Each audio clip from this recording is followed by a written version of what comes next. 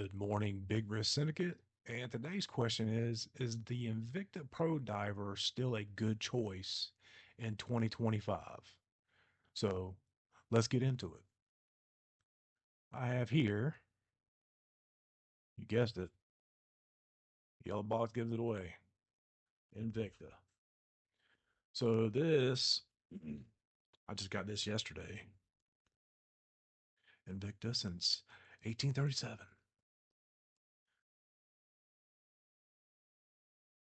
There she is. It's such a good looking watch. So this is a 42 millimeter. Let's get this out of the way. Get that off the front. Oh yeah, wrist check. I'm wearing the Tissot C-Star 2000. This is a 46 millimeter automatic, Swiss made. This is my only Swiss made watch. But yeah, I love that watch. Such a good piece. Let's get that out of the way. I'm filming this at past midnight. But yeah, 42 millimeter. We test it. Good old check. I mean, we're right there. So yeah, it's like 42. The bracelet is 22 millimeter and it's 48 millimeter lug to lug. So it fits nice on the wrist. Stainless steel case, 120 click, unidirectional bezel, aluminum bezel insert, mineral glass, the Cyclops, or what do you want to call this thing? Cyclops got a date window. It has actually it's actually got a framed date window, which is nice. This one's the special edition, so I'm really not sure what makes it the special edition, but you have the Invicta branding all over it as usual.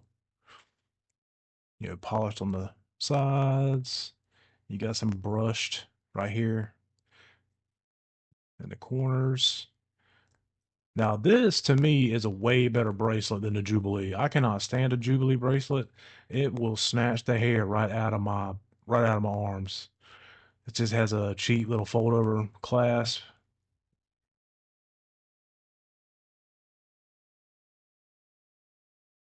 I mean, it's nothing special. I mean, it'll hold it on there. You got a couple micro adjustments. You have four. So me, I mean, the whole reason I started this channel, Big Wrist Syndicate, 8.5 inch wrist. I had to adjust it in on the second hole in, or yeah, I'm right here. There's four. I'm on the second one. So this will fit your wrist right out of the box if you got a big wrist. Um, so yeah, stainless steel. I don't like the. I wish the centerpiece. I wish the center was polished only, or not polished. Excuse me. I wish it was brushed instead of the polish, but it doesn't bother me that bad. It kind of goes with the sides. You can take a Scotch guard and scuff this up, and it looks way better. You can actually take a Dremel with a little sander barrel on it, and you can take this right off, and then you can scuff it with a Scotch pad, and it actually looks way better. But I'm not going to do none of that in this case. The only thing I do plan on doing is first thing is I'm taking a little torch, lighter, heating this because this is mineral glass. This is plastic. Even on your expensive watches, the your little Cyclops here is just a piece of plastic that's glued. So you heat it up, you get that glue to break down, and it'll pop right off with a small little flathead screwdriver. So that's the first thing I'm gonna do, and then I want to I want to take the case back off, remove the movement, and then put in a piece of good sapphire glass to make it scratch resistant, and then I will take and swap out the aluminum bezel insert for a ceramic one, and this watch will. I mean, this is my gata. Go anywhere, do anything. It looks good with anything I'm wearing. You can stow it on and go, whether I'm working on my truck or playing with my kids or just out and about. If it gets hit, it's fine. If it gets stolen or if I lose it, it's easily replaced.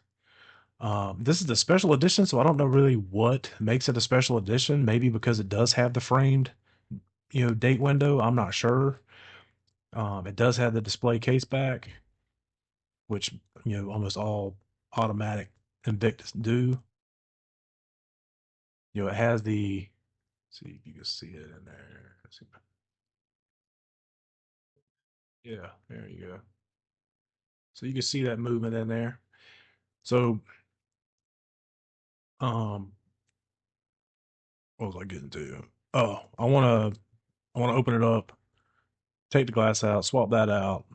I will probably put a new rotor on it because you can get all different kind of rotors off of AliExpress that's been etched or painted. Like so, back in the day when you got an automatic movement from Invicta, this has a Seiko NH35 in it, which is a workhorse of a watch movement. And the rotor was always yellow, and it would say Invicta since 1837. It kind of gave us some flair back there. Right now we have no flair. There's no there's no woo drip on the bitch. So I want to change out the rotor, change out the glass. But to me, this watch, like I love this Tissot. I take pride in knowing, that I can afford a damn Tissot, right? But if I was to hit something or something was to nick it, like when I'm wearing it, I'm like, man, I don't want to mess this thing up. Or I don't want somebody to steal it. I don't want to lose it. I don't want to put it on a NATO because because has actual. I'll do a whole nother review on this watch, so don't worry about that one. This one, I actually wore it all day yesterday, and I just love it. You know, it sits nice on my wrist, looks good on my wrist. To 42 millimeter, that's my sweet spot. I mean, you can't go wrong with that. Everybody wants to give Invicta a bad rap because their sale pitches and it was $1,000. Get it today for $199. Nah, dog, it was $199 yesterday. It was never on sale. It was never an $1,100 watch. Quit lying. But would I recommend this watch? Yes, highly. You if you sign up, if you go on the Invictus website and you sign up, and you get the text or the email, they'll let you know, hey, we know you were looking at this. I got this for $67 shipped to my house.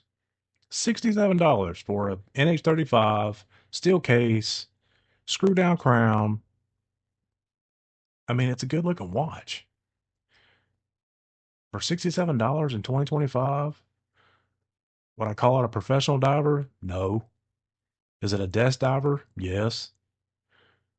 It goes with anything. So yeah, it's my gata. So I highly recommend this watch, this Invicta. Now there's some other Invictas out there. Nah, it ain't it. I don't know what people are thinking when they buy them watches, but for this, yeah. I mean, hell, the piece of glass that I'll put in it will probably cost as much as this watch, but I will have it. You know, it'll be scratch resistant, shatterproof, all the good stuff. So I'm all about doing upgrades. So let me get into let me get into the watch for a second. Invicta. If anybody in Invicta watches this video, please, you don't have to put your name all over everything. I would remove that. I don't care about the stuff on the back. You can put Invicta back there on the case back. That's fine. You're using Mercedes hands. Those are nice. You have the wings as a counterbalance on your second hand, right? Why have the wings on the dial?